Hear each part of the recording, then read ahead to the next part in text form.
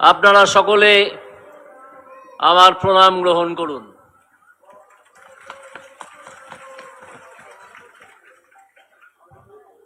আমার পূর্ববর্তী বক্তা শ্যামলবাবু অত্যন্ত মজা এবং ক্রোধ মিশিয়ে একটা কথা বলেছেন, তৃণমূলের কেউ জেলে, কেউ বেলে, আর কেউ যাবো করছে জেলে। একদম সত্যি কথা বলেছেন। এই তৃণমূল এবং এই তৃণমূলের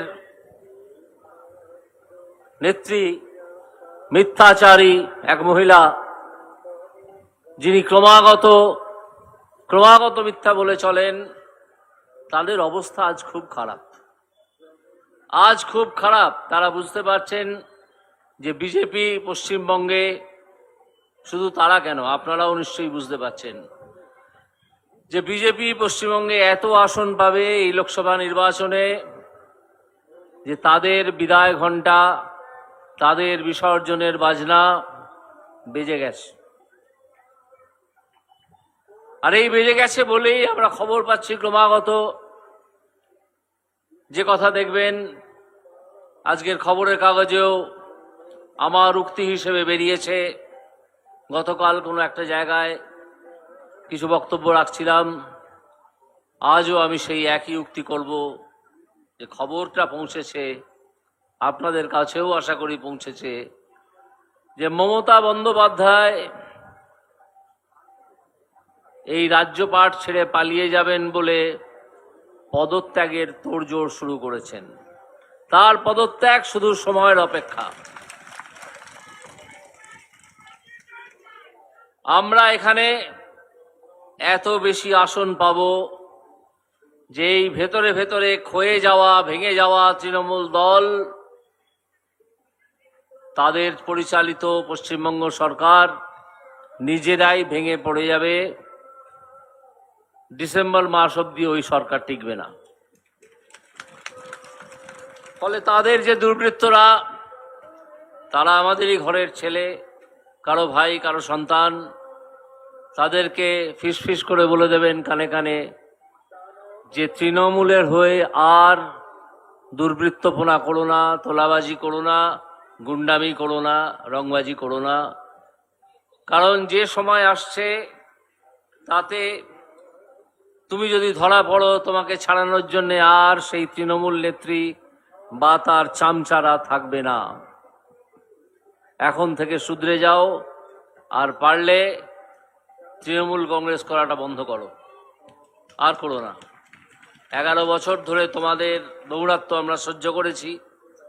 আপনারা সন্দেশখালির ঘটনা জানেন। 11 বছর ধরে কিভাবে সেখানে মহিলাদের ওপর, এগুলো করবেন না,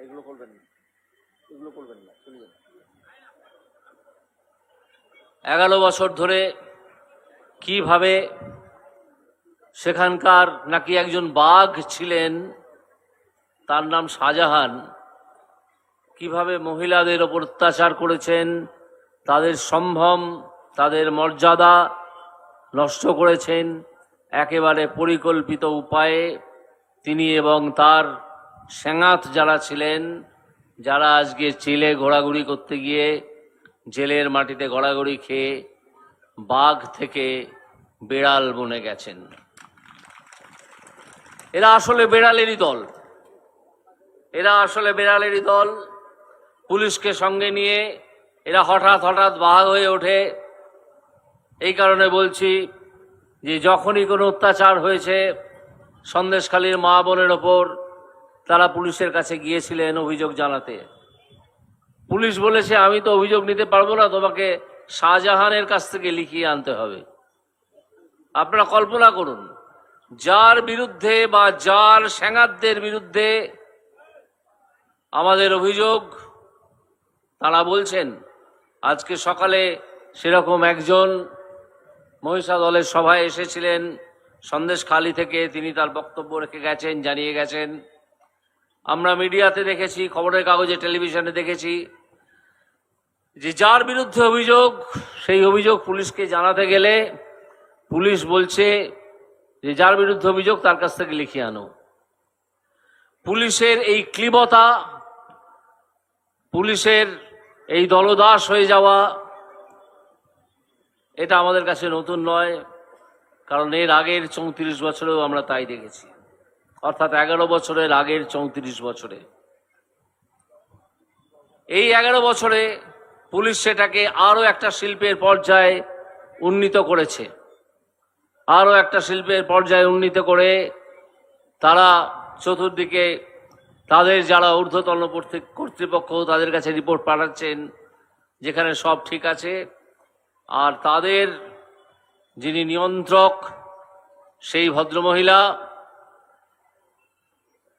তার নাম উচ্চারণ করতেও আমার খুব একটা ভালো লাগে না, তবু নামটা বলি, মমতা বন্দ্যোপাধ্যায়, তিনি একটা দাম ধার্য করেছেন যে মহিলাদের শ্লীলতাহানি হলে 2 লাখ টাকা দেওয়া হবে।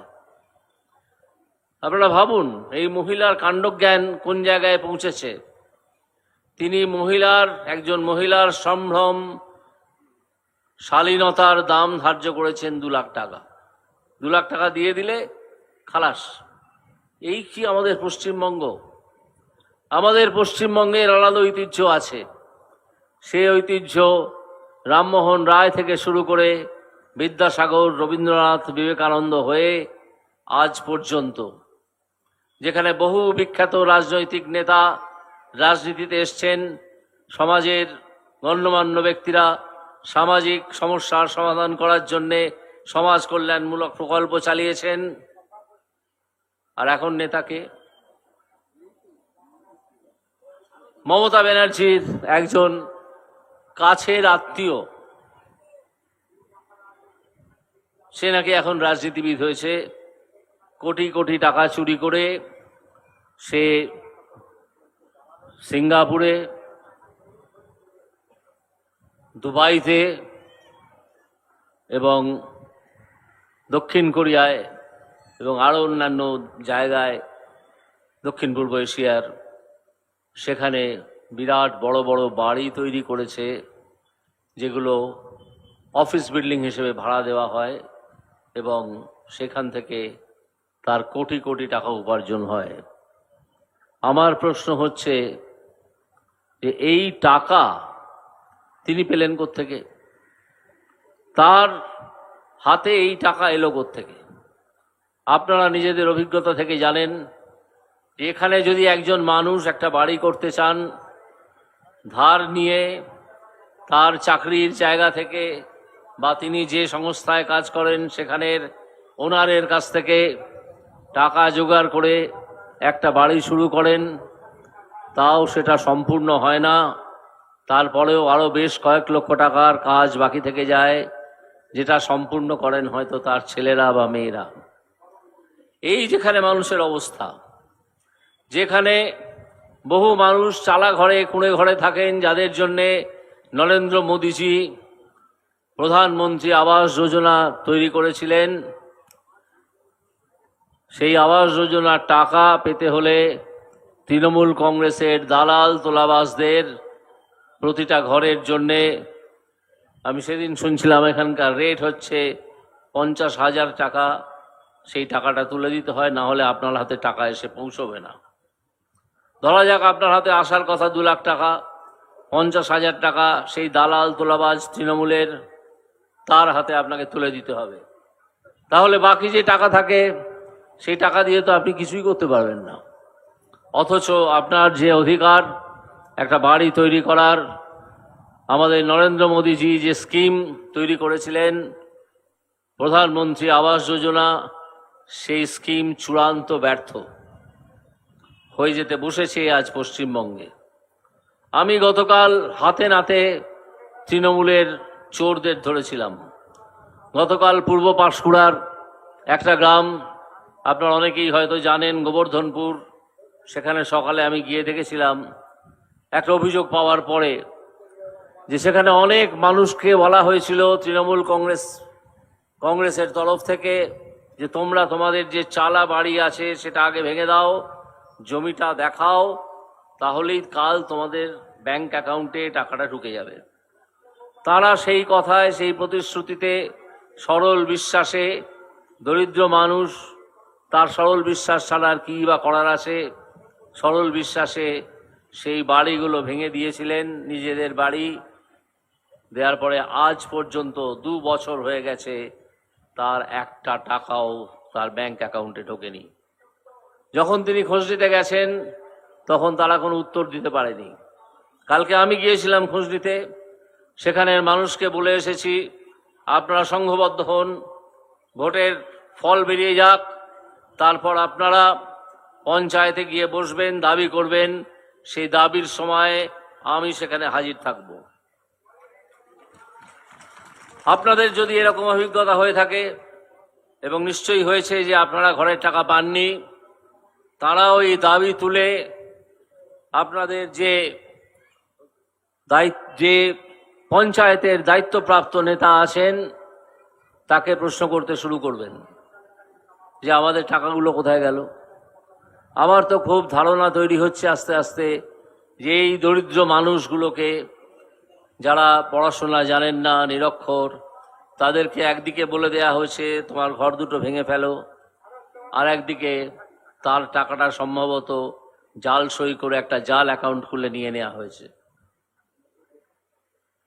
আমি গিয়ে দেখছিলাম এক মহিলা, তিনি কিন্তু কান্নাকাটি করছেন না, তার চোয়াল শক্ত হয়ে উঠেছে, তিনি লড়াইয়ের ময়দানে নামবেন বলে দৃঢ় প্রতিজ্ঞ। তার একটি বাচ্চা মেয়ে ক্লাস 10-এ পড়ে, বললেন এই মেয়েটির পড়াশোনা শিখে উঠেছে। কিভাবে পড়বে? তার ঘরটা আমি দেখলাম, একটা ছোট কুঁড়ে ঘর, টালি এবং তিরপল দিয়ে ঢাকা, চালটা। বললেন বৃষ্টিতে এখানে বন্যায় ভেসে যায় এই ঘরটা। আমি গত 2 বছর ধরে এই ঘরে আছি, কারণ আমাকে টাকাটা, বাড়ি তৈরির টাকাটা দেওয়া হয়নি, আর আমি তার জমিটা আগেই দেখে এসেছিলাম।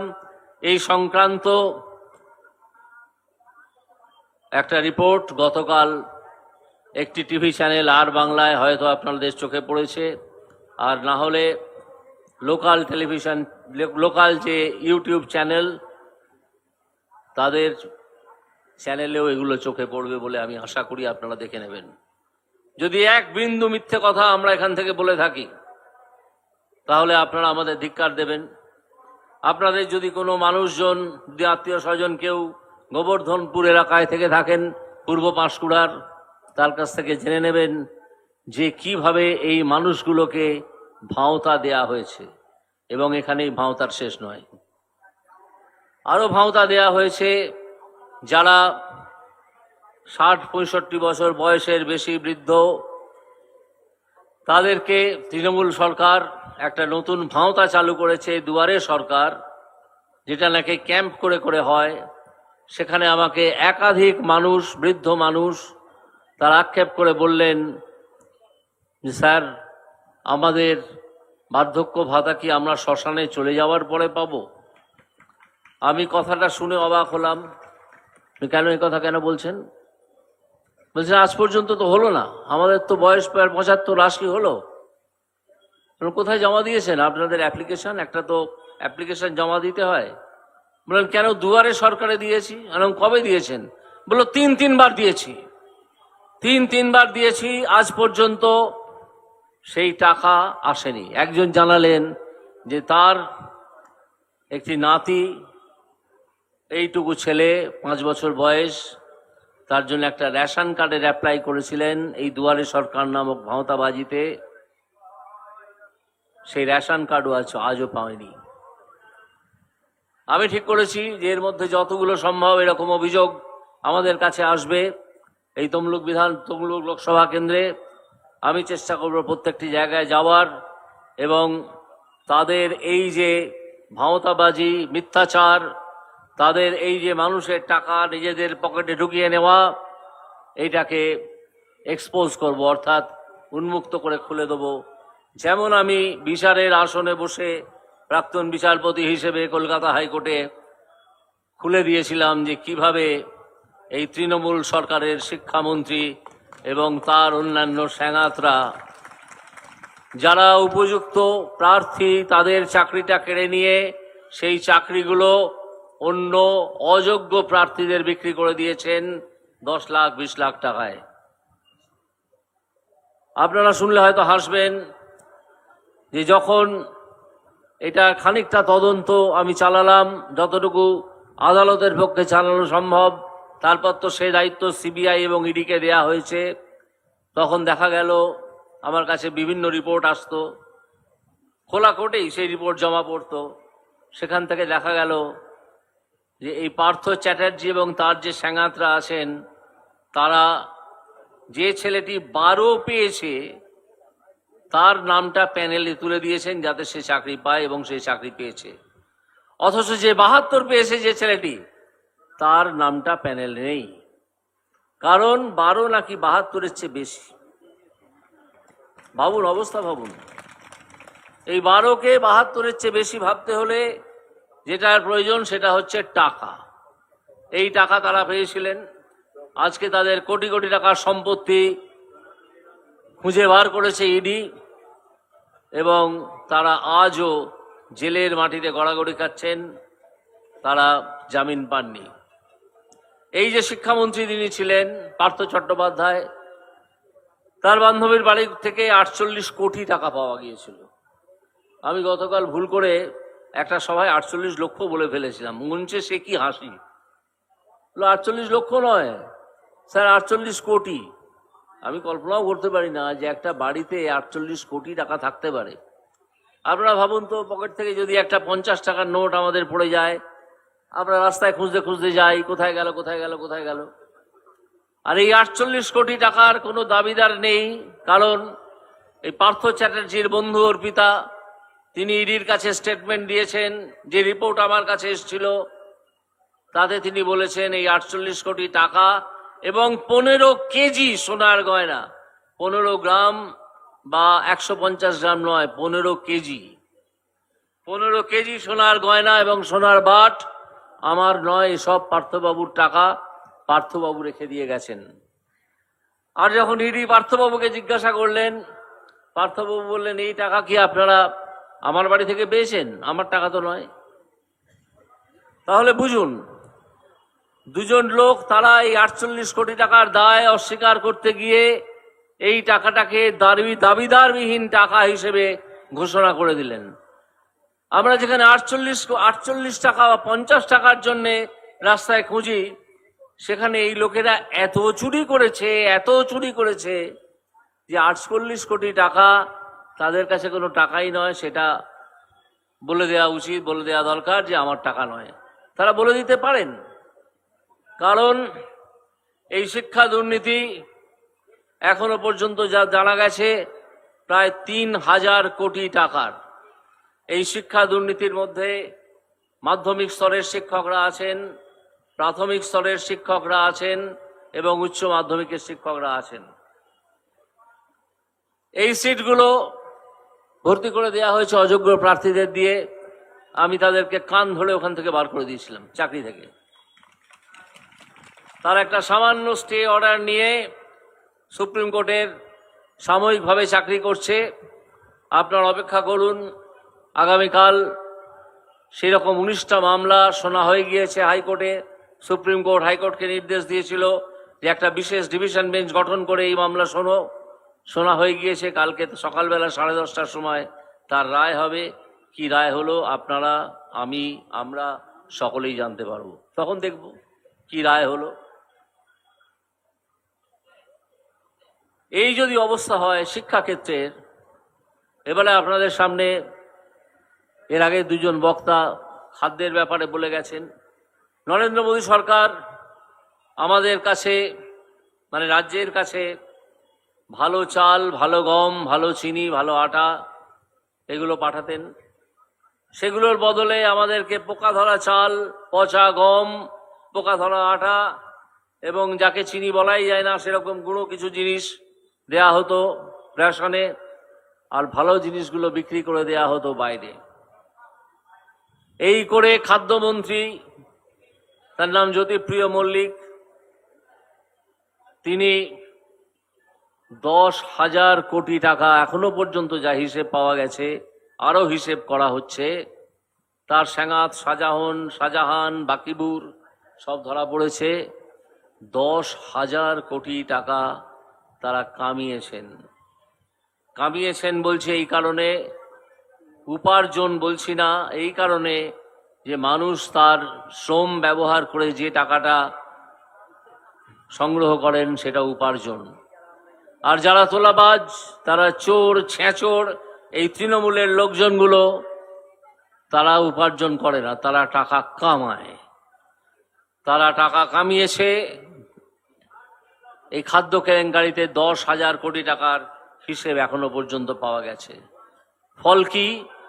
শিক্ষামন্ত্রী, তৎকালীন শিক্ষামন্ত্রী পার্থ চ্যাটার্জি জেলে, খাদ্যমন্ত্রী জ্যোতিপ্রিয় মল্লিক জেলে, শিক্ষা দপ্তরের 6 জন আমলা, তাদের 9 জন দালাল, তারা জেলে। আপনারা কল্পনা করুন, আপনারা চিন্তা করুন, আপনারা পেছন দিকে তাকিয়ে দেখুন, পশ্চিমবঙ্গে কোনো দিন কোনো মন্ত্রী জেলে গেছেন? এর আগে কোনো দিন যাননি। পশ্চিমবঙ্গের এই যে দুর্নাম করে দিয়েছেন, একটু আগে শ্যামল মাইতি বলছিলেন যেখানে স্কুল কলেজ থেকে পাশ করলে তাদের চাকরিযোগ্য বলে মনে করাই হয় না, কারণ শিক্ষা ব্যবস্থাটা ধ্বংস করে দেয়া হয়েছে।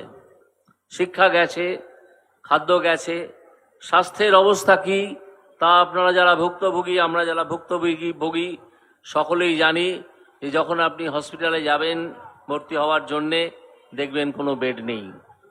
তারপরে আপনি যেই বাইরে একটি তৃণমূলের দালালকে টাকা দিয়ে দেবেন 10,000, তখনই দেখবেন সঙ্গে সঙ্গে একটা বেড পাওয়া গেছে। এইভাবে হসপিটালের বেড বিক্রি হচ্ছে। তো এই যে অবস্থা, এই অবস্থা থেকে আমাদের তো উঠে আসতে হবে। প্রতিটা জিনিসই বিক্রিযোগ্য সামগ্রী নয়। এই তৃণমূলের চোর ছেঁচোর চিটিংবাজ, তাদের নেত্রী সহ, তারা মনে করে সবকিছুই বিক্রি করা যায় এবং কেনা যায়, কারণ এই দলটি কোনো পলিটিক্যাল পার্টি নয়, একটি যাত্রা পার্টি। এই যাত্রা পার্টির যাত্রার নাম হচ্ছে মা মাটি মানুষ। তাদের কোনো রাজনৈতিক দর্শন নেই, রাজনৈতিক দিশা নেই। তারা শুধু জানে দুহাতে কামাও, দুহাতে কামাও, দুহাতে কামাও। একজন প্রখ্যাত অভিনেতা একদিন আমার বাড়িতে এসেছিলেন। তিনি আগে তৃণমূল কংগ্রেস করতেন। তিনি বললেন যে আমি একদিন পার্থ চ্যাটার্জির কাছে গিয়েছিলাম একজন এমপির বার্তাবাহক হয়ে। সেই এমপি ঘাটালের, তখন ঘাটালের এমপি ছিলেন, এখনো হয়তো হবেন। তিনি 7টা সিট চেয়েছিলেন, যে 7টা সিট আমি আমার নিজেদের লোকেদের শিক্ষক হিসেবে দিয়ে দেবো। তো পার্থ চ্যাটার্জি নাকি বলেছিলেন না না, ওইসব হবে না, 7টা সিট আমি দিতে পারবো না। তারপর কিছুক্ষণ ভাবনা চিন্তার পর বললেন ঠিক আছে, কিন্তু মনে রেখো 60-এর বেশি আমি দিতে পারবো না। তখন সেই অভিনেতা বললেন আমি তো 60 চাইনি, আমি তো 7টা চেয়েছি, 7। আপনি 60টা দিয়ে দেবেন, ভালো, তাই দিয়ে দিন। তখন সেই অভিনেতা পার্থ চ্যাটার্জিকে বলেছেন যে এর জন্য কি কিছু দক্ষিণা দিতে হবে? তিনি বলছেন না না, এই দক্ষিণা দিতে হবে না, এই সরকার আর 5 বছরের মধ্যে ফুট করাই হয়ে যাবে। এই সরকার ফুট করাই হয়ে যাওয়ার কথাই ছিল। কোন রকমে রিগিং করে এদের একটি সংস্থা আছে আইপ্যাক, বা তাদের কিছু কর্মী, তারা এবারেও ষড়যন্ত্র করতে নেমে পড়েছে। তাদের সামনে ঘোর দুর্দিন আসছে, এইটুকু শুধু বলে যেতে পারি।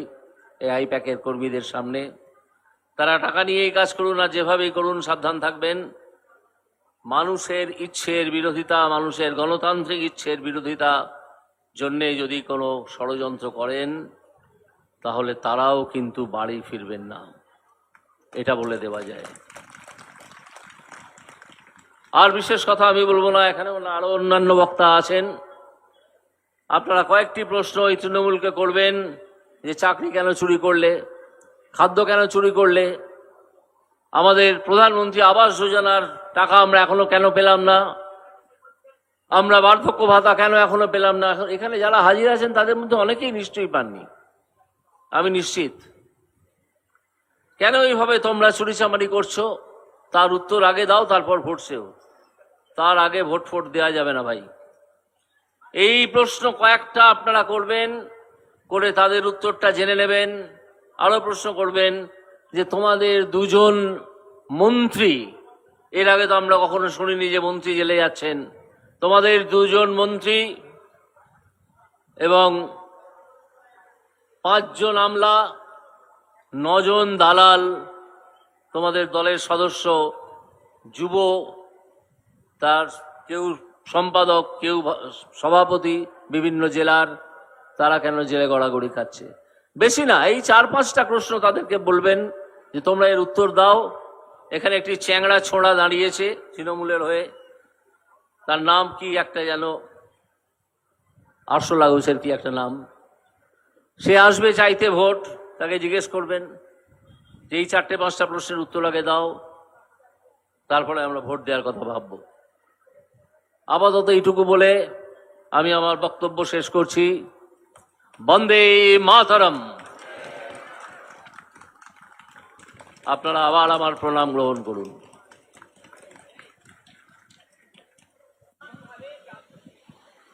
এরপর আমাদের বক্তব্য রাখবেন আমাদের হলদিয়ার বিধায়ক তথা তমলুক সাংগঠনিক জেলার সভানেত্রী মাননীয় তাপসী মণ্ডল মহাশয়।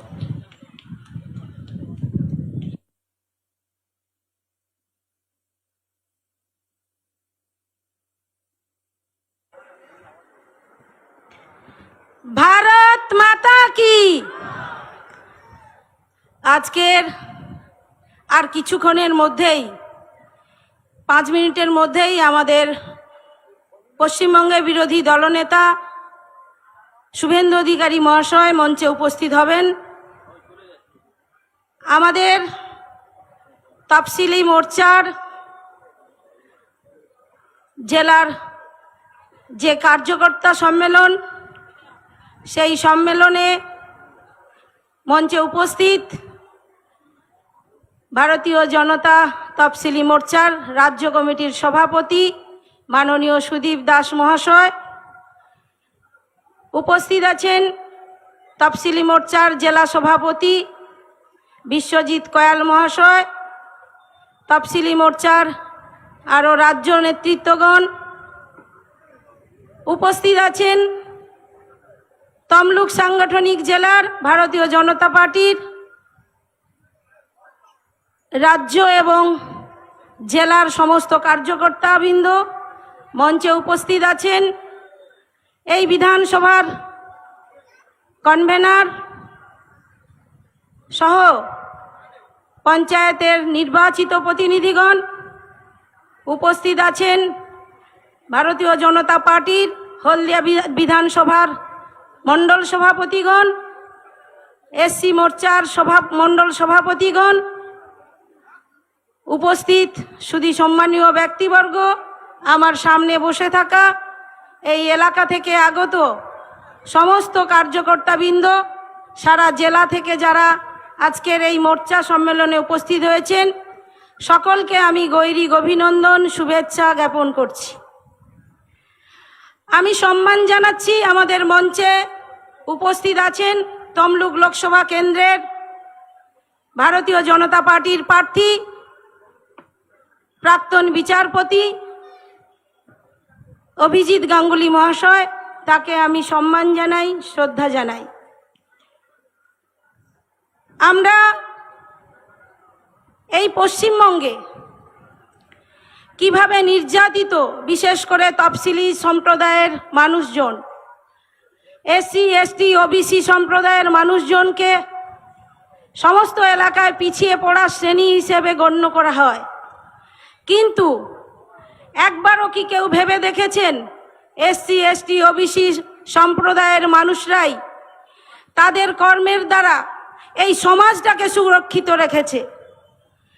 এই সমাজে এসসি এসটিরাই চাষ করে ফসল ফলায়, এসসি এসটিরাই তাদের কর্মের মধ্য দিয়ে, যানবাহন পরিবহনের মধ্য দিয়ে তারা সমাজে সবাইকে পরিষেবা দান করে, আর তাদের ওপর ভর করেই গোটা সমাজ আজকের এগিয়ে চলেছে। কিন্তু তাদের কথা ভাবার জন্য দিনের পর দিন কেন্দ্রে রাজ্যে অনেক সরকার, অনেক দলের সরকার আসছে, কিন্তু তাদের জন্য ভাবেনি কেউ। এই প্রথম একজন ভারতবর্ষের সরকারের চেয়ারে বসেছেন ভারতীয় জনতা পার্টির সম্মানীয় এবং আমাদের সকলের গর্বের এই ভারতবর্ষের অগ্রণী নেতৃত্ব ভারতীয় জনতা পার্টির পথপ্রদর্শক নরেন্দ্র দামোদর দাস মোদিজি, যিনি পিছিয়ে পড়া শ্রেণীর মানুষের জন্য, বিশেষ করে মহিলা এবং এসসি এসটি সম্প্রদায়, গরিব মানুষের জন্য তিনি প্রতিনিয়ত সমস্ত প্রকল্পের মধ্য দিয়ে তাদের উন্নয়নের প্রচেষ্টা করে যাচ্ছেন। আমরা দেখছি করোনার সময়ে যখন সমস্ত দেশে লকডাউন শুরু হলো, সেই লকডাউনের সময় আমাদের এই রাজ্যের যারা পরিযায়ী শ্রমিক হিসেবে অন্য রাজ্যে চলে গিয়েছিল, তারা যখন ফিরতে পারছেন না, তখন আমাদের মাননীয়ার এই রাজ্যের মুখ্যমন্ত্রীর কোনো হুঁশ নেই। তিনি তখন রাজনীতি করতেই ব্যস্ত ছিলেন। পরিযায়ী শ্রমিকরা যখন দেশে ফিরছেন, তখন মোদিজি তার কার্যকর্তাদের মধ্য দিয়ে, ভারতীয় জনতা পার্টির কার্যকর্তাদের মধ্য দিয়ে, রাষ্ট্রীয় স্বয়ংসেবক সংঘের সমস্ত কার্যকর্তারা সেই সমস্ত পরিযায়ী শ্রমিককে তাদের বাড়ি পৌঁছানোর দায়িত্ব নিয়েছিলেন এবং তাদের মুখে খাবার তুলে দেওয়ার দায়িত্ব নিয়েছিলেন। ভারতীয় জনতা পার্টির সমস্ত কার্যকর্তারা তারা তাদের স্বল্প সঞ্চয় থেকে চাঁদা তুলে সমস্ত মানুষের বাড়িতে তারা খাদ্য, ঔষধ এগুলো পৌঁছানোর ব্যবস্থা করেছিলেন। সারা দেশে যখন মাননীয় প্রধানমন্ত্রী নরেন্দ্র দামোদর দাস মোদিজি খাদ্যের অভাব পূরণের জন্য সমস্ত রেশনের ফ্রি করে দিয়েছিলেন, সারা দেশের মানুষ সেই খাদ্যদ্রব্য পেয়ে তারা তাদের জীবন জীবিকা রক্ষা করেছিল। আর আমরা তখন দেখেছি আমাদের পশ্চিম বাংলায় সেই খাদ্য চুরি করে তৃণমূল নামক দলটা তাদের ঘর বাড়ি কোটিপতি তারা হচ্ছেন, তাদের আত্মীয় স্বজনকে কোটিপতি করছেন। এরকম একটা পরিস্থিতিতে আমরা এই পশ্চিমবঙ্গে আছি। আজকের এই পশ্চিম বাংলায় আমরা কি দেখছি? এই পশ্চিম বাংলা কেউ সুরক্ষিত নেই।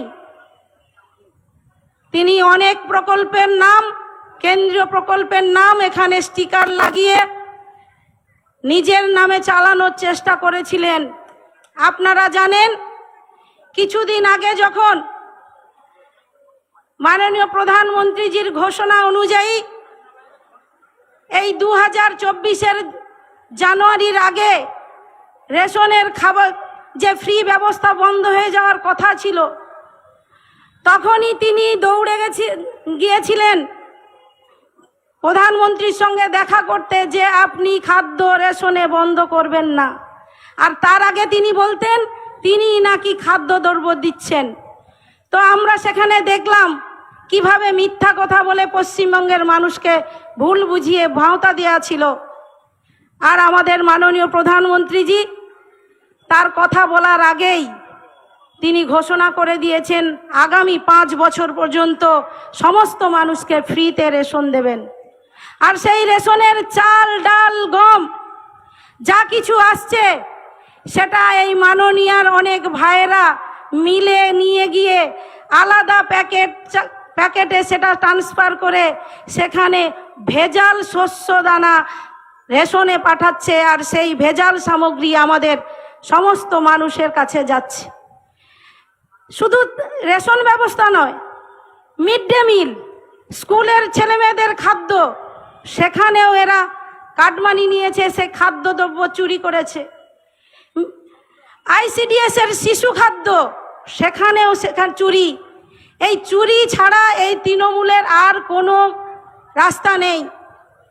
আমাদের মাননীয় প্রধানমন্ত্রী নরেন্দ্র দামোদর দাস মোদিজি এই দেশবাসীকে খাদ্য দিয়ে বাঁচিয়েছেন, করোনার মতো মহামারী শুধু না, সারা দেশে যত মারণ রোগ আছে সেই রোগের ঔষধ বিনামূল্যে এবং কম পয়সায় যাতে সাধারণ মানুষ পায়, তার জন্য সরকারি কেন্দ্রীয় সরকারের ঔষধি প্রকল্পে অনেক ঔষধ দোকান প্রত্যেকটি এলাকায় এলাকায় করছেন। আমাদের এই পশ্চিমবাংলায় এই ওষুধ দোকানও আছে, কিন্তু সেখানেও মাননীয়া সেই ঔষধ দোকানকে নিজের নামে চালানোর চেষ্টা করেছিলেন, কিন্তু মানুষ সেখানে প্রতিবাদ করেছে, এটাকে বন্ধ করেছে। সেই ঔষধ থেকে অনেক কম পয়সায় বাজারে যে ঔষধের দাম, বাইরের যে ঔষধ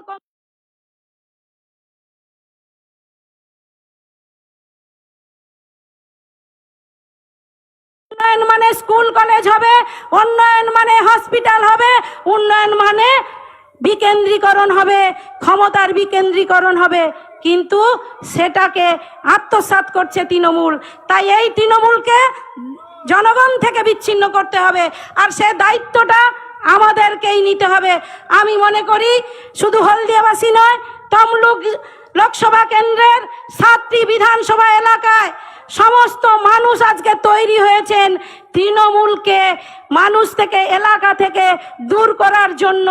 যে কয়েকজন এখনো তৃণমূলের উপরের কোটিপতি নেতাদের কথায় তারা ভুল করে যাচ্ছেন, তারা এলাকার প্রতিবেশী বিজেপি করা ভাইদের ওপর অত্যাচার করছেন। আমি কিছুক্ষণ আগে শুনলাম তারা নাকি কলকারখানার গেটে গেলে তাদের ঘাড় ধরে বের করে দেবেন, এরকম হুমকি দিচ্ছেন, আর তাদেরকে এলাকা ছাড়া করবেন, এ ধরনের হুমকি দিচ্ছে।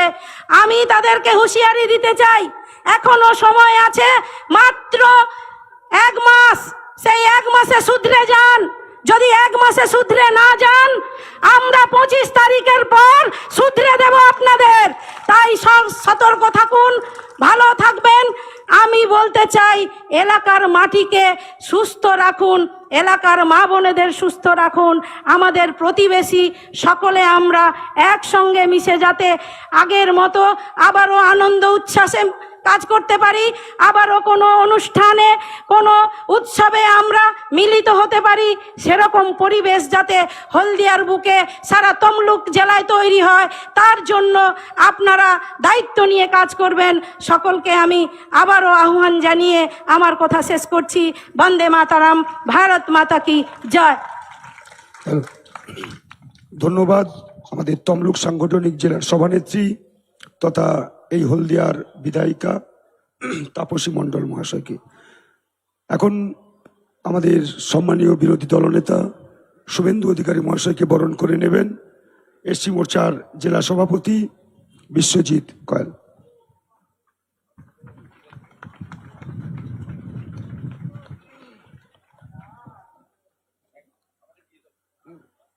এবার আমাদের যে মণ্ডলে এই অনুষ্ঠান শৈলেন সহ সেই মণ্ডলের কার্যকর্তারা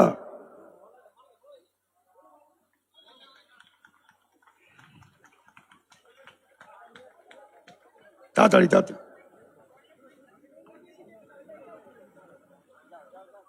সবাই আমাদের সম্মানীয়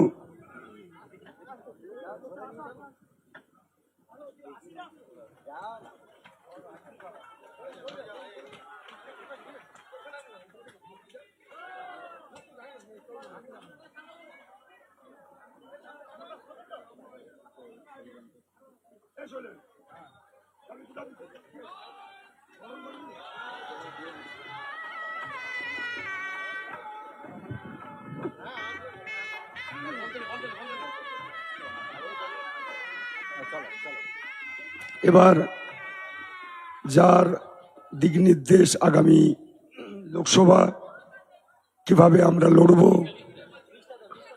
সেই দিক নির্দেশ দেবেন আমাদের সবার অভিভাবক, মেদিনীপুরের ভূমিপুত্র, রাজনীতির রাজপুত্র, আমাদের সম্মানীয় শুভেন্দু অধিকারী এরপরে বক্তব্য রাখবেন। ভারত মাতা কি, ভারত মাতা কি। আপনারা অনেক সময় থেকে এসেছেন এবং 5টা থেকে সভা চলছে। আমি আপনাদের সবাইকে শ্রদ্ধা জানাই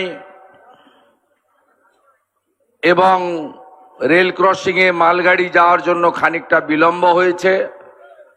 তার বাইরেও আমাদের এই পার্বতীপুর বাজার এলাকায় সমস্ত গণদেবতা, জনতা জনার্দন, পথচারী ব্যবসায়ীদেরকে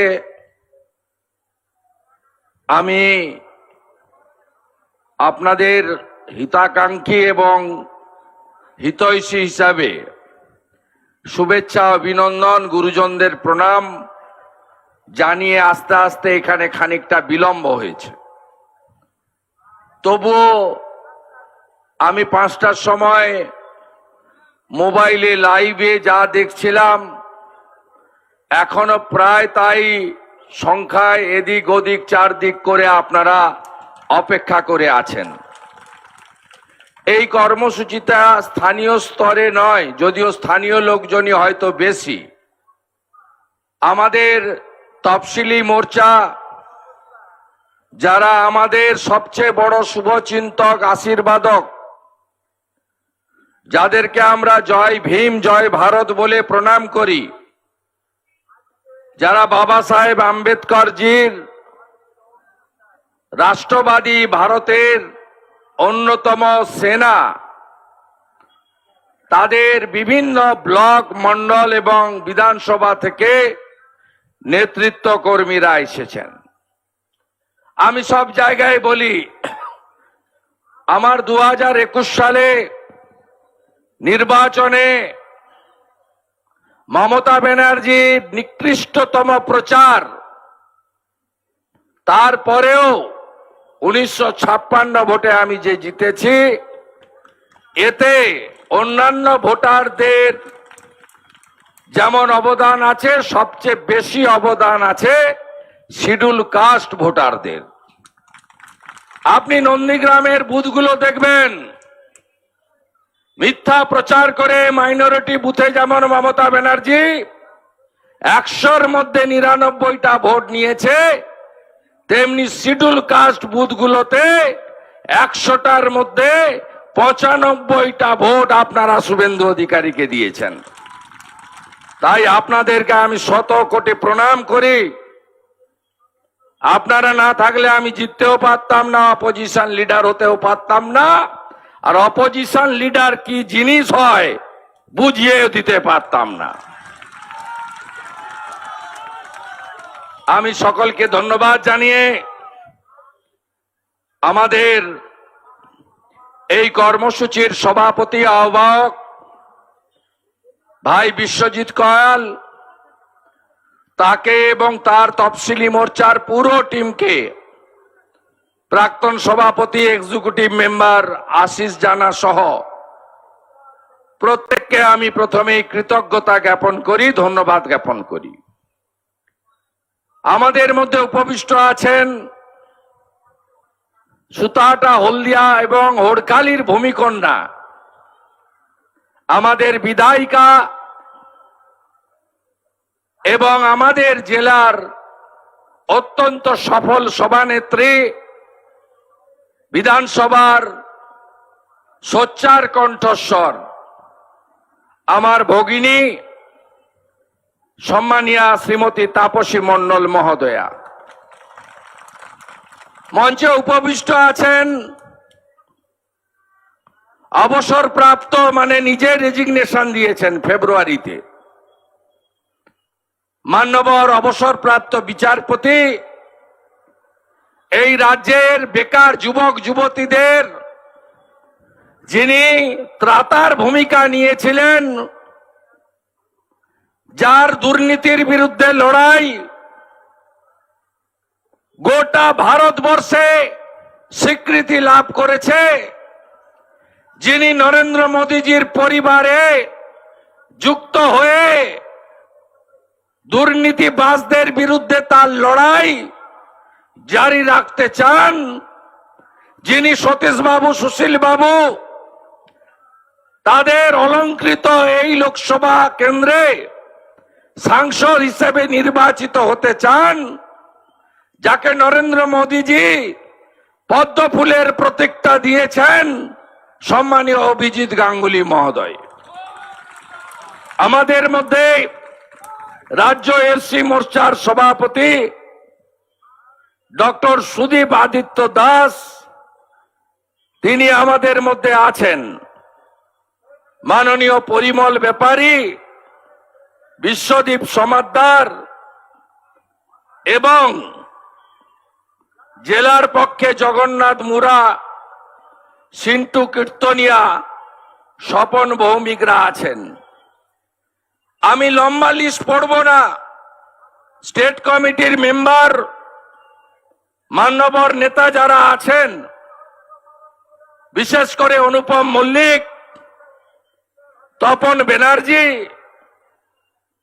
মাননীয় শ্যামল মাইতি, লোকসভার কনভেনার এক্সএমএলএ অশোক দিন্দা, জেলার জিএস আশিস মন্ডল, সোমনাথ ভূঁইয়া সহ বিধানসভার কনভেনার পীযূষ বারিক সহ সম্মানিত মঞ্চ।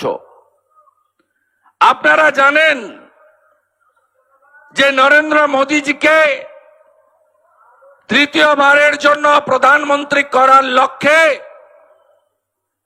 আমরা লড়াই করছি। ইতিমধ্যে প্রথম দফায় 102টা আসনে ভোট হয়ে গেছে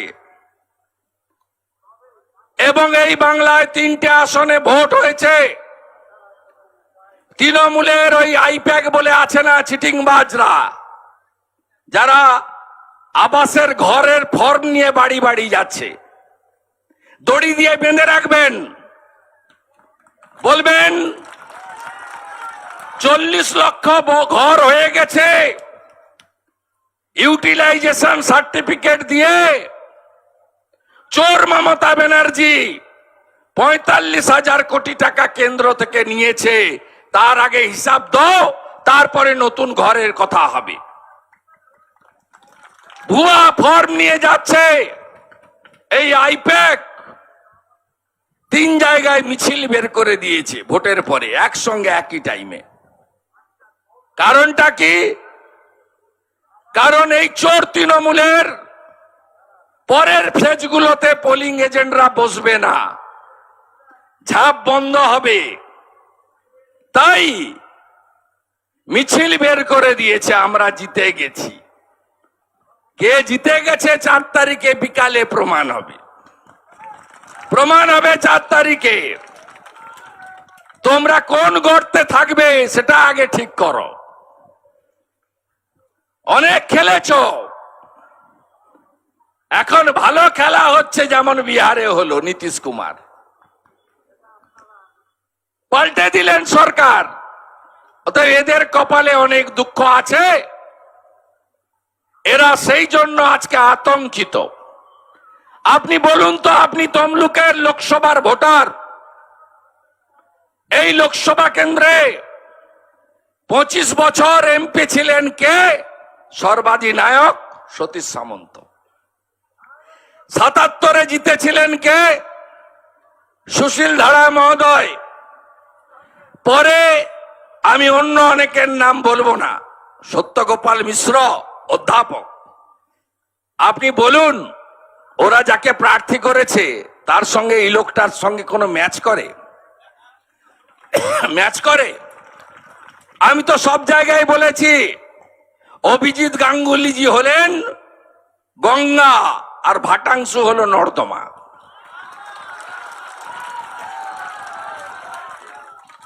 নর্দমা ঘাটাঘাটি করবেন না, যে গঙ্গা জল না হলে পুজো হয় না, সেই পবিত্র গঙ্গা, তাকে গ্রহণ করে দর্শন করবেন।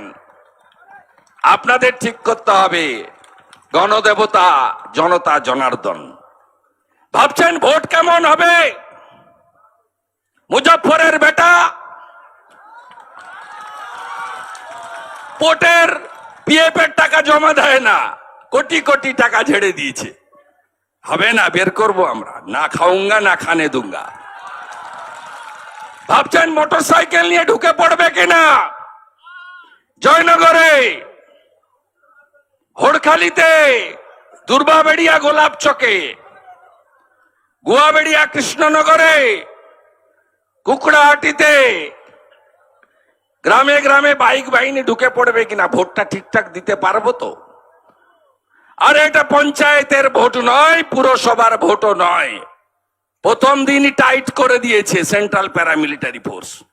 খুব দুঃখ অফিসের, সারা রাত্রি ঘুমোতে পারেনি। বলছে আমার পুলিশ মানে মমতা পুলিশ। ভিড়তেই দেয়নি 200 মিটারের মধ্যে, যেখানেই জমা হয়েছে তাড়া করেছে। প্রত্যেক বুথে 6 জন করে প্যারামিলিটারি, 100% বুথে ওয়েব ক্যামেরা, তার খোলা সিসিটিভি নয়, দিল্লি থেকে মনিটরিং।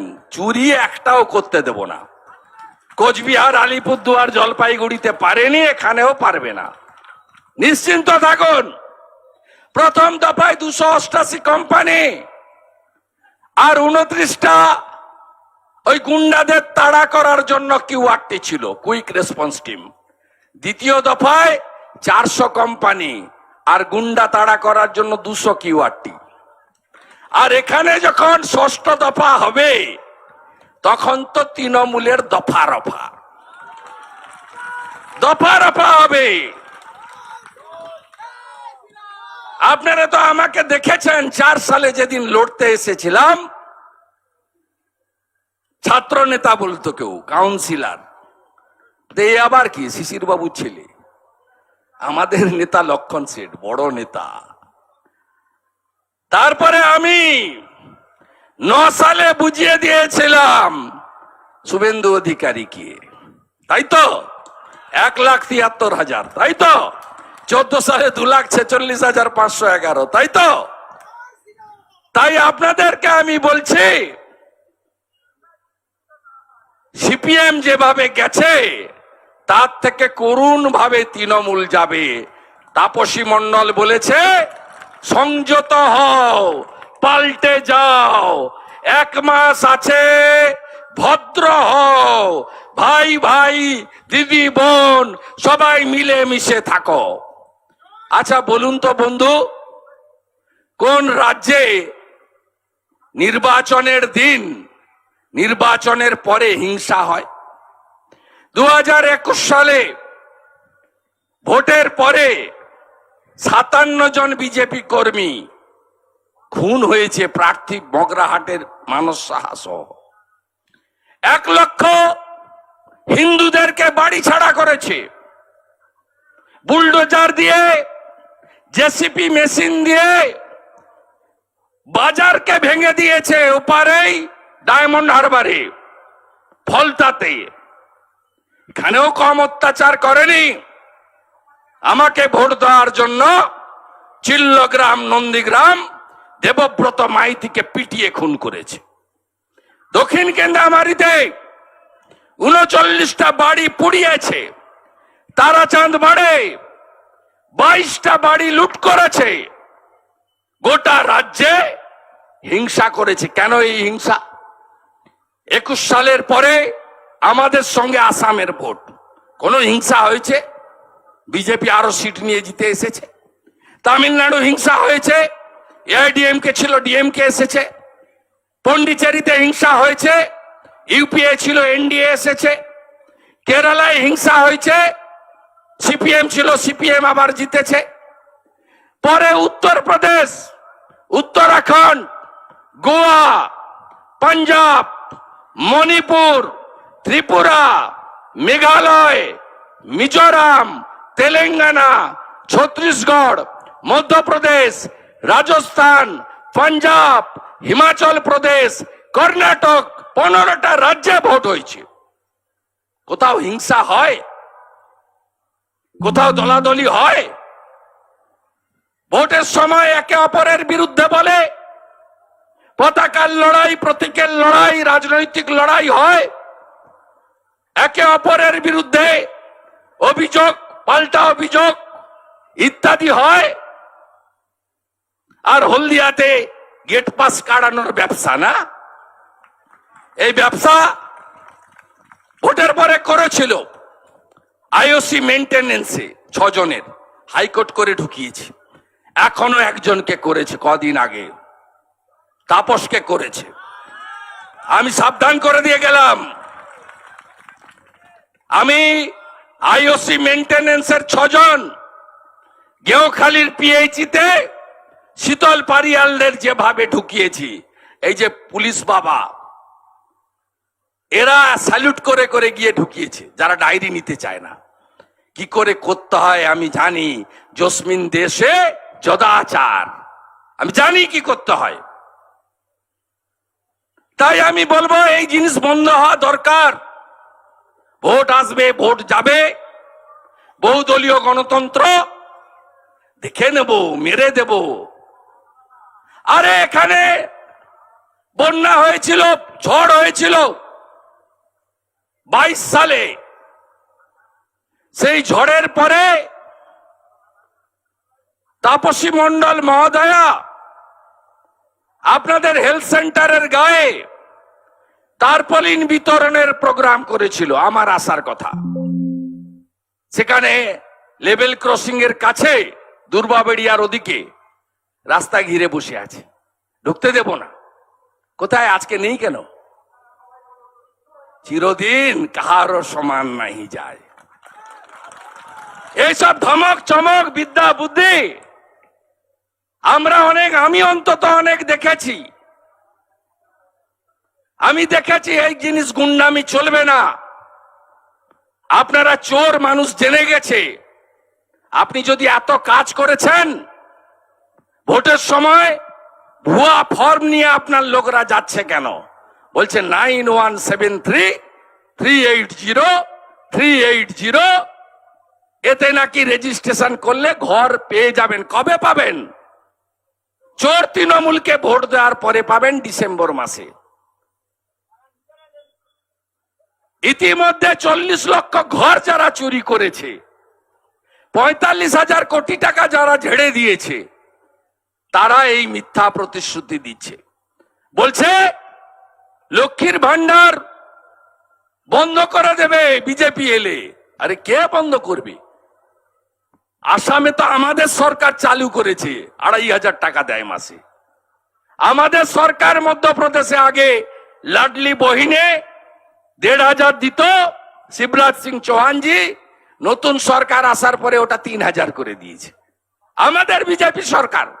হ্যাঁ, আমরা বলেছি অন্নপূর্ণা ভান্ডার নাম দেব, লক্ষ্মীর ভান্ডারের নামটা বদল হবে, আর টাকাটা হবে 1-এর বদলে 3,000 টাকা।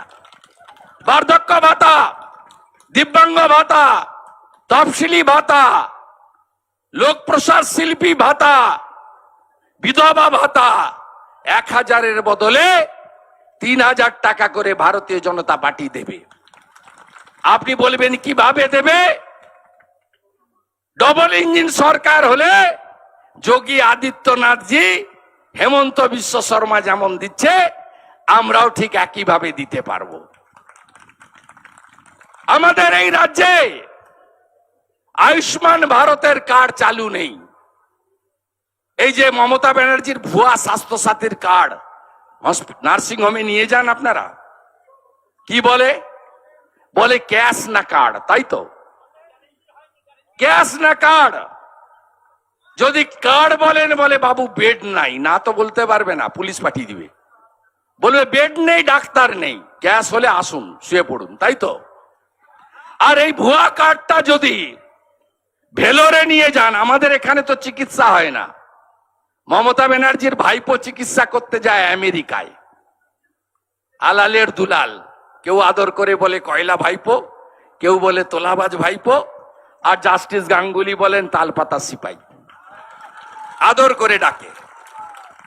তিনি হপকন্স, ওয়াশিংটন, আমেরিকায় যায় চিকিৎসা করাতে, যেখানে 1 কোটি টাকা জমা রাখতে হয়। কোথায় ছিলেন আপনি 11 সালের আগে, যেদিন মমতা ব্যানার্জিকে মুখ্যমন্ত্রী করতে কাপাসেড়া থেকে মহিষাদল থানা আমি হেঁটেছি আপনাদের নিয়ে, ব্রজলাল চক থেকে চৈতন্যপুর আমি হেঁটেছি আপনাদের নিয়ে, চৈতন্যপুর থেকে কুকড়াহাটি আমি আপনাদের নিয়ে হেঁটেছি, সুতাহাটা থেকে আমলাট হয়ে পার্বতীপুর বাজার আমি আপনাদের নিয়ে হেঁটেছি, বালার মোড় থেকে মঞ্জুশ্রী মোড় ক্ষুদিরাম স্কয়ার আমি হেঁটেছি, সিপিটি মার্কেট থেকে সুতাহাটা সুবর্ণ জয়ন্তী আমি আপনাদের নিয়ে হেঁটেছি। কোথায় ছিলেন ভাইপো? হেলিকপ্টার চড়েন, চার্টার ফ্লাইট চড়েন। কদিন আগে 154টা লোক নিয়ে মিটিং করতে এসছে গোল্ডেন রিট্রিটে। একদিনে খরচ আমাকে কাল তৃণমূলের নেতা ফোন করে বলছে রাতে 27 লাখ খসিয়ে দিয়েছে। আমরা তুলে নাও 2,70,00,000, চিন্তার কোনো কারণ নেই, মাল তুলে নাও। 27 লাখ টাকা খরচ করেছে। 2,500 পুলিশ এনেছে রাজ্য থেকে। এই 154টা লোককে কলকাতায় ডেকে মিটিং করা যায় না? 2 ঘন্টার রাস্তা, বিরাট ব্যাপার। কর্পোরেট মমতা ব্যানার্জি 11-র আগে বলতেন আমার কোনো পরিবার নেই, মা আছেন, দায়বদ্ধতা আছে। এখন বলেন আমার ভাইপোই আমার ভবিষ্যৎ। আগে আমরা দিদি বলতাম, এখন জনগণ বলছে পিসি। আবার কেউ কেউ বলছে হীরক Rani bye by, Hirak Rani bye by. সর্বত্র চুরি। 100 দিনের কাজে আগে বলতো দিদি দিচ্ছে, ভোট দিবিনি মানে এখন বলছে কেন্দ্র টাকা বন্ধ করে দিয়েছে, টাকা চাই, টাকা দাও। আগে বলতো আবাস, ও তো দিদি দিচ্ছে, এখন বলছে আবাসের টাকা বন্ধ করলে কেন? নরেন্দ্র মোদী জবাব দাও। প্রমাণ হয়েছে কেন্দ্র স্কিম দিয়েছে আর স্টিকার পিসি নাম লাগিয়েছে। মিশন নির্মল বাংলা MNB বাথরুমের গায়ে লিখে দিয়েছে, ওটা স্বচ্ছ ভারত অভিযান।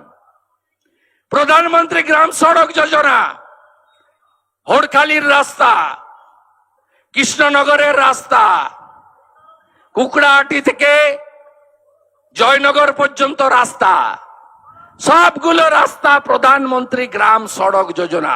ফলকে দেখবেন আগে লেখা ছিল বাংলা গ্রাম সড়ক যোজনা, আমি গুঁতা দেওয়ার পরে স্টিকারে মারিয়েছে প্রধানমন্ত্রী গ্রাম সড়ক যোজনা। আগে বলতো বাংলা আবাস যোজনা, এখন বলে প্রধানমন্ত্রী আবাস যোজনা।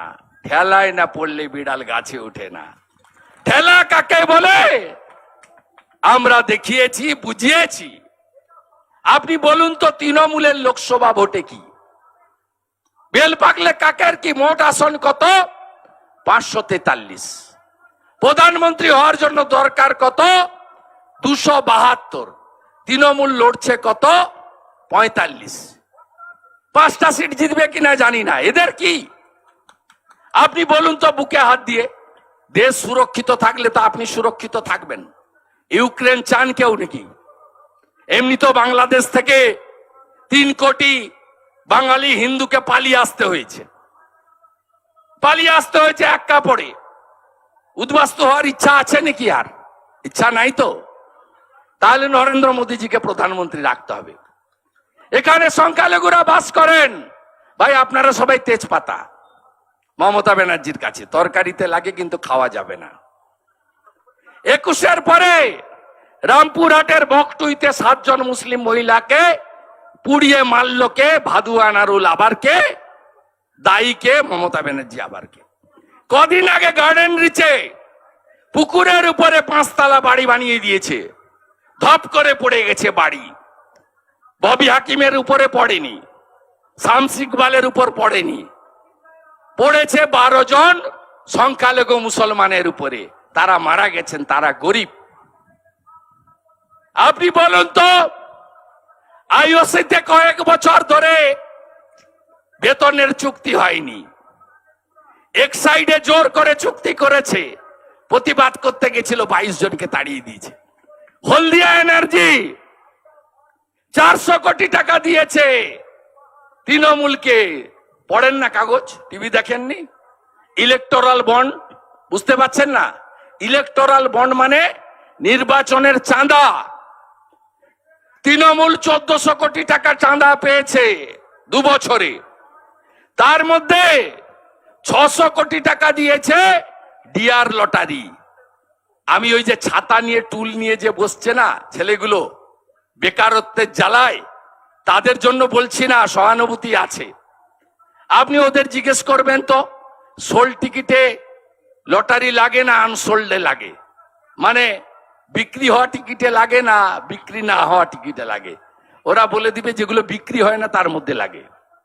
এটা হচ্ছে ভাইপো লটারি। আগে বঙ্গলক্ষ্মী ছিল, গৃহলক্ষ্মী ছিল, ধনলক্ষ্মী ছিল।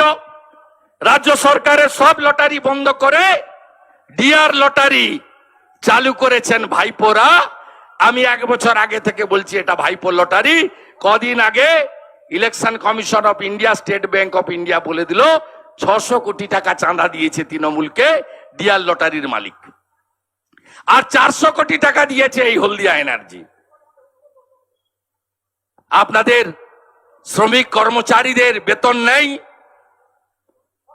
যা খুশি করছে এরা, ন্যূনতম গণতান্ত্রিক অধিকার নেই। একটা মুখ্যমন্ত্রীর ভাষা দেখুন। আমরা মুখ্যমন্ত্রীর কাছ থেকে কি শুনতে চাই?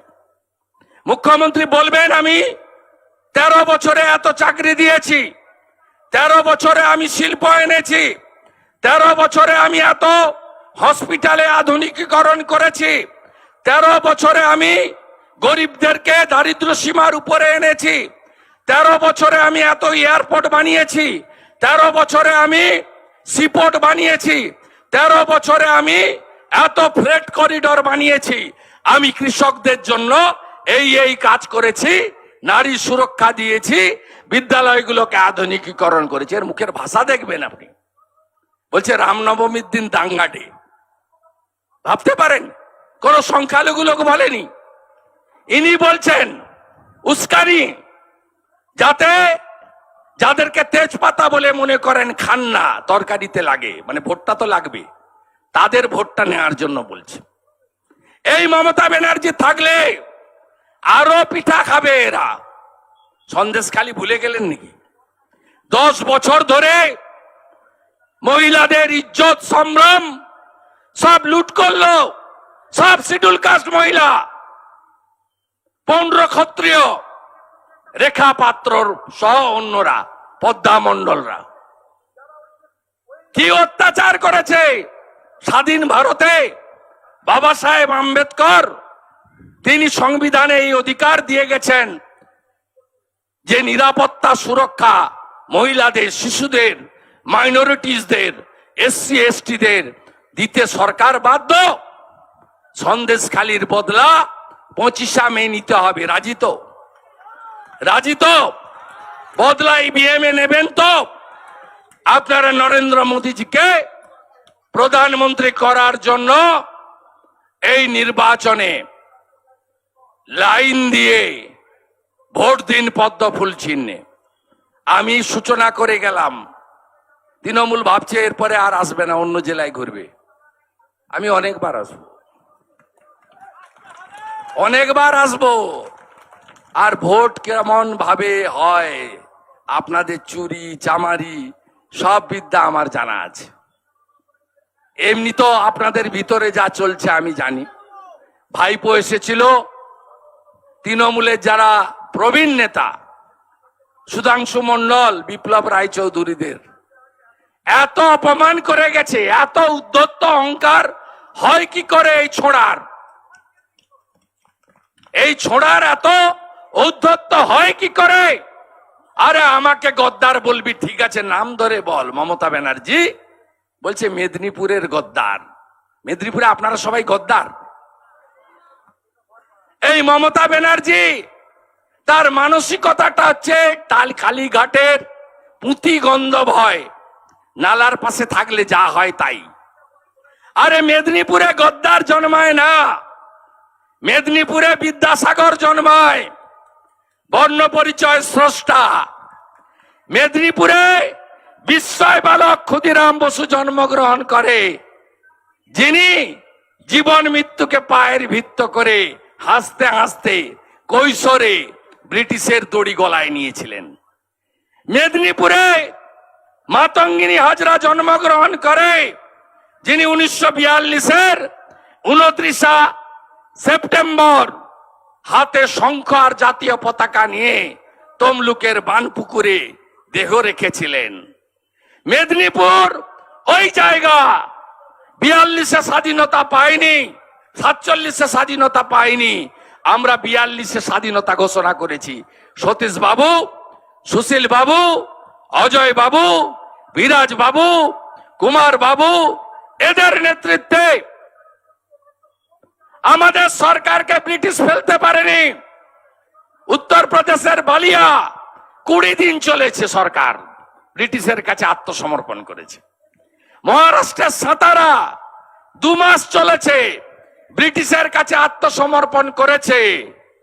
সতীশ বাবু 22 মাস 17 দিন 1944 অব্দি জাতীয় সরকার চালিয়েছেন। এটাই হলো মেদিনীপুর। এই সুতাহাটা থানা চারিদিক থেকে কুমার জানা বাবুদের নেতৃত্বে জনগণ ব্রিটিশকে ঘিরে ফেলেছিল।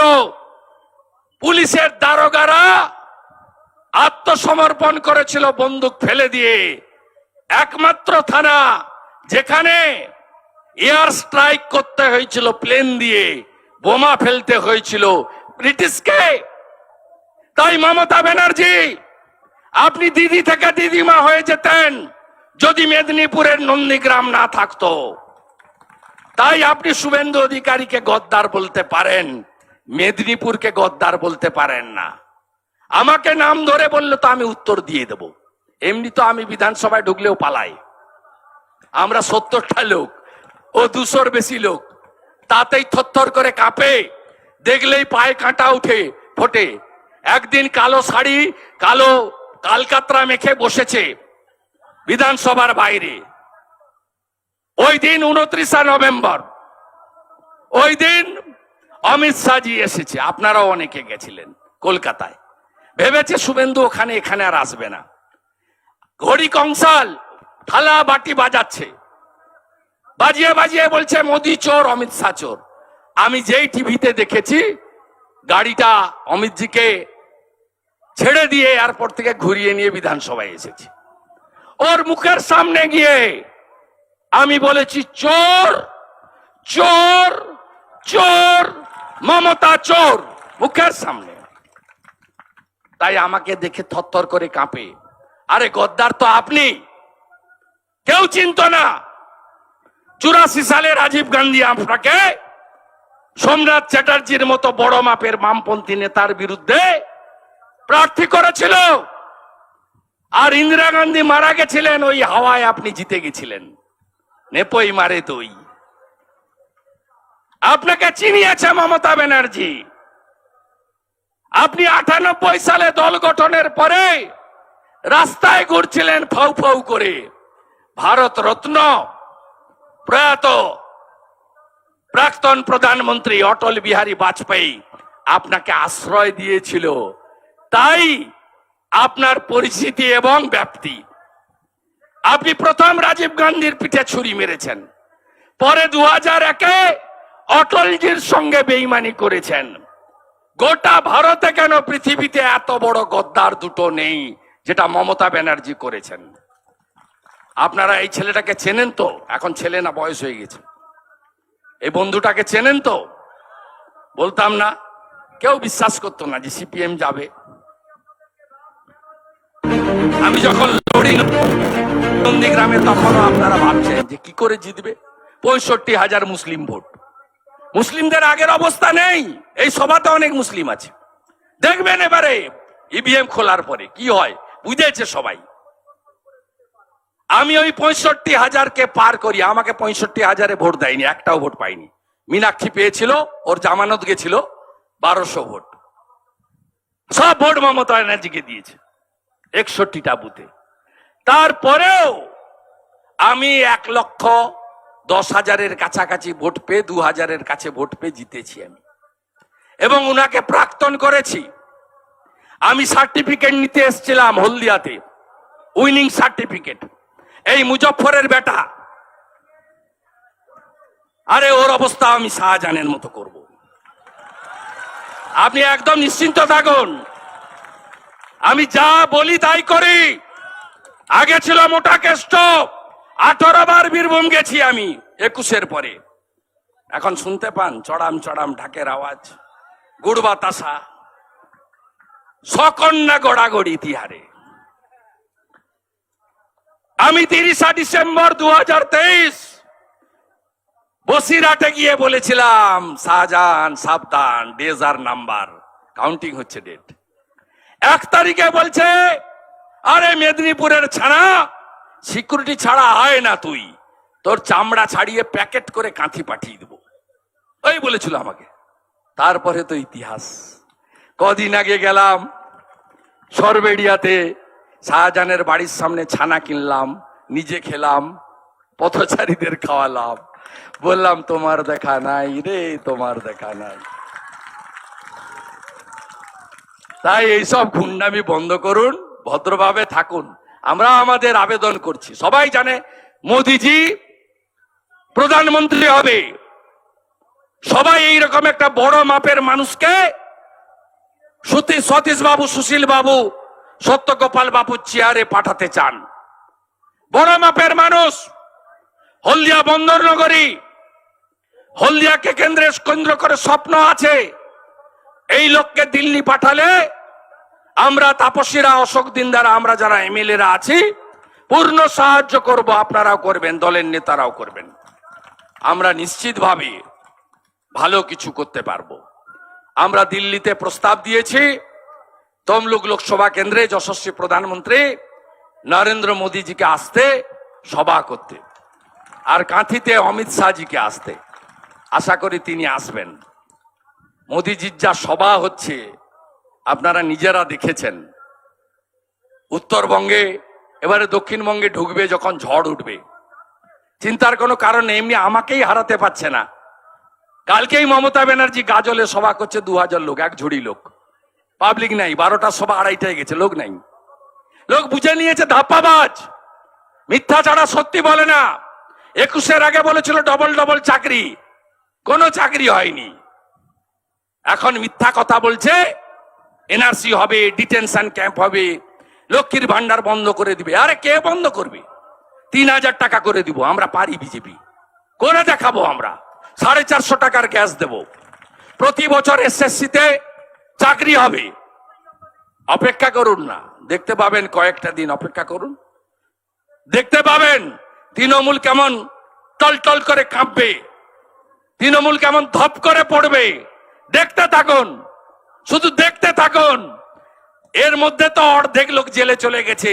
মোদীজি জলপাইগুড়ির ধূপগুড়িতে বলেছেন, मेरा 5 साल का जो पिछला कार्यकाल था उसमें आधा मंत्री जेल में चला गया, बाकी आधा नेक्स्ट 3rd टाइम में भी चला जाएगा। মানে বুঝেছেন তো, অর্ধেক চলে গেছে জেলে, বাকি অর্ধেক যাবে। মাপলার গেছে, ওই যে মদ থেকে টাকা নিয়েছে দিল্লির, মাপলার গেছে।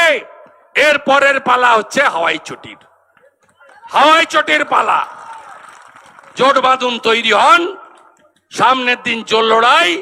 আর কি সুন্দর স্লোগান দিচ্ছে ভাইপো, বিরোধীদের বিসর্জন। গণতন্ত্রে বিরোধী থাকবে না, বাংলার গর্জন, বিরোধীদের বিসর্জন। আর সব জায়গায় আমি যদি মানুষকে জিজ্ঞেস করি, সুতাহাট আর গর্জন, সুতাহাট আর গর্জন, সুতাহাট আর গর্জন, হলদিয়ার গর্জন, জয়নগরের গর্জন, হোরখালির গঞ্জন, গুয়াবেড়িয়ার গর্জন, আসাদতলার গর্জন, কুকড়াহাটির গর্জন, মহিষাদলের গর্জন, নন্দীগ্রামের গর্জন, ময়নার গর্জন, নন্দকুমারের গর্জন, তমলুকের গর্জন, পূর্ব পাঁশকুড়া কোলাঘাটের গর্জন। একদম সাফ করতে হবে। প্রস্তুত তো? ভোট করিয়ে দেবো আমরা, বুথে কিচ্ছু হবে না। আর আগের দিন যদি পি পা করে, পতাকা ছিঁড়ে, মদ মাতালকে দিয়ে অত্যাচার করে, আমাদের জানাবেন, আমি একদম অ্যাক্টিভ থাকবো।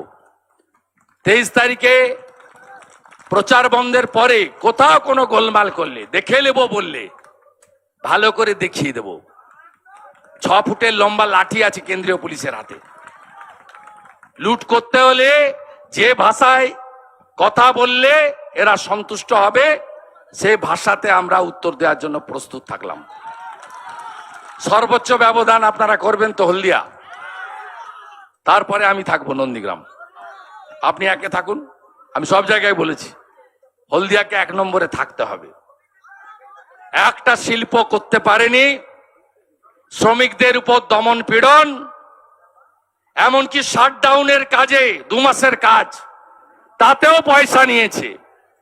পিএফ এর রসিদ জমা দেয় না, পিএফ এর টাকা জমা পড়ে না, ইএসআই এর সুবিধা পান না। আর গ্রামগুলোর অবস্থা তো কঠিন। যদি জিজ্ঞেস করি বাড়ি বাড়ি জল, নলবাহিত জল পেয়েছেন? উত্তর না। বাথরুম পেয়েছেন? উত্তর না। আবাসের বাড়ি পেয়েছেন? উত্তর না। প্রধানমন্ত্রী কিষাণ সম্মান নিধি পেয়েছেন? উত্তর না। সবই না। আমফানের টাকা 20 সালের ঝড় 20,000 টাকা বাড়ি পিছু দিয়েছিলেন নরেন্দ্র মোদী, কাঁচা বাড়িতে। কেউ পায়নি, সব লুট করেছে। সর্বগ্রাসী এই তোলামূল পার্টি। আর রামনবমীকে দাঙ্গার ডে বলেছে। বদলা হবে না, বদলা হবে না। আর আমরা তো স্বামী বিবেকানন্দের শিষ্য, নিজ ধর্মের প্রতি আস্থাশীল থাকি, অপর ধর্মকেও শ্রদ্ধা করি। কোনদিন অন্য ধর্মকে আমরা ছোট করি না। আরে সংখ্যালঘু ভাইরা যারা এসেছেন, 175টা স্কিম মোদিজির শুধু হিন্দুদের জন্য। রেশনটা যে নিয়ে যাচ্ছেন, দিল্লির দেওয়া রেশন শুধু হিন্দুরা নিয়ে যায়, মুসলমানরা নিয়ে যান না। মাথা পিছু 5 কেজি করে চাল গম। কোভিডের ভ্যাকসিন আমি হিন্দু বলে আমাকে আগে দিয়েছে, আপনাকে পরে দিয়েছে না? একই লাইনে দাঁড়িয়ে সবাই নিয়েছে। আপনি বলুন কেন এই মিথ্যা প্রচারে থাকবেন? আপনাদের ব্যবহার করছে, ছুড়ে ফেলে দিচ্ছে, গরিব আরো গরিব হচ্ছে।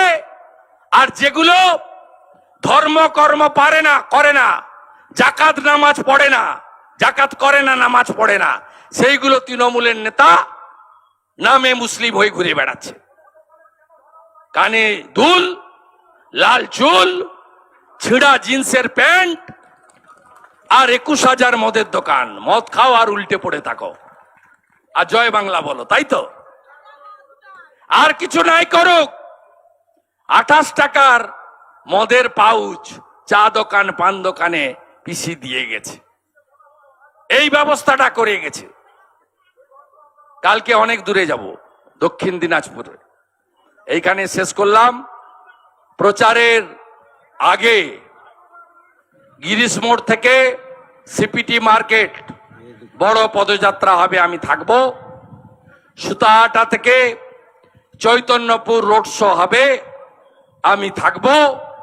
আর তার আগে সবাই মিলে দল, মোর্চা, বুথ, শক্তি কেন্দ্র, একদম বুথগুলোকে দুর্গ বানান। পেটের দায় বাইরে চলে গেছে যারা, ফোন করে ফিরিয়ে আনুন। আর যে পারবেন সরাসরি পদ্ম করবেন, আর যে পারবেন না ওদেরকে চোখ মারবেন আর ভিতরে গিয়ে পদ্ম ফুলে বোতাম টিপবেন আর বলবেন চুপচাপ পদ্ম ছাপ। আপনাদের কিছু লোকের উপর চাপ আছে। এই তাপসের বাবাকে বলেছে আজিজুলের কাছ থেকে চিঠি লিখে নিয়ে এসো। আমি বলে দিয়েছি চিঠি লিখবে না, কেউ যাবেন না, কোনো চিঠি চলবে না। আমি এর শেষ দেখতে চাই, আমি এর শেষ দেখতে চাই। আমি বলে দিলাম, মাথা উঁচু করে যারা লড়বেন, আপনাদের বিরোধী দলনেতা 2,28,00,000 লোকের প্রতিনিধি, আমি আপনাদের সঙ্গে আছি। এ লড়াইতে মানুষ জিতবে। মেদিনীপুর মাথা নত করতে জানে না, সেই জন্য দেশপ্রাণ বীরেন্দ্রনাথ শাসমল তাকে মৃত্যুর পরে পৃথিবীর একমাত্র হিন্দু যাকে দাঁড় করিয়ে পড়ানো হয়েছিল। এটা হলো মেদিনীপুরের ঐতিহ্য, গর্ব। মেদিনীপুর মাথা নত করতে জানে না। 1 ডিসেম্বর 2020 প্রশান্ত কিশোর, ভাইপো সৌগত রায়, সুদীপ বন্দ্যোপাধ্যায় সশরীরে আর ওদের মালিক মমতা ব্যানার্জির টেলিফোনে আমার কার্যত হাত পা ধরেছিল।